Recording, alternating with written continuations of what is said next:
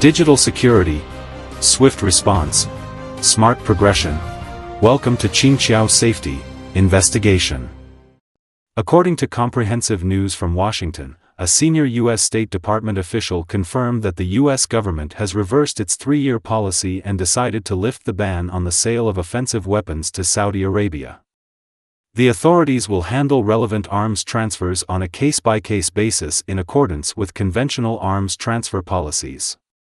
The ban on arms sales to Saudi Arabia dates back to 2014, when the Houthi armed forces drove the Saudi-backed government out of Yemen's capital, Sana'a. Since then, Saudi Arabia has been in conflict with the Houthi forces. In 2021, U.S. President Biden suspended arms sales of offensive weapons to Saudi Arabia, citing its interference in the Yemeni civil war. In 2022, the conflict parties in Yemen agreed to a ceasefire under UN mediation.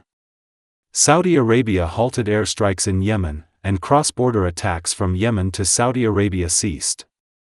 This change led the U.S. government to re-evaluate the arms sales ban on Saudi Arabia.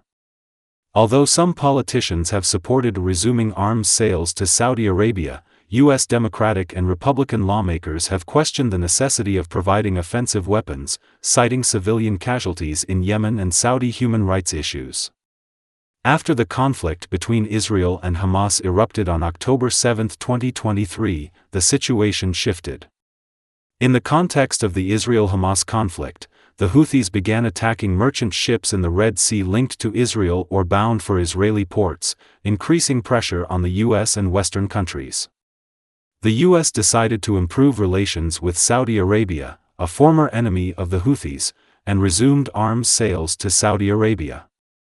In addition to arms sales, a strategic alliance agreement is being discussed between the United States and Saudi Arabia. This agreement will provide U.S. assistance to Saudi Arabia if it is attacked, allow U.S. access to Saudi territory and airspace for protection, and establish a civilian nuclear sharing program in Saudi Arabia. Military experts suggest that lifting the arms ban is not only a policy adjustment in response to regional conflicts but also a strategic rethinking of the Middle East. The move aims to strengthen U.S. influence in the region, counterbalance Russia's expansion, and enhance Saudi Arabia's military capabilities, which could escalate regional tensions and warrant international attention. Tune in at 6 a.m. from Monday to Friday for Qingqiao Safety Investigation for your daily safety updates.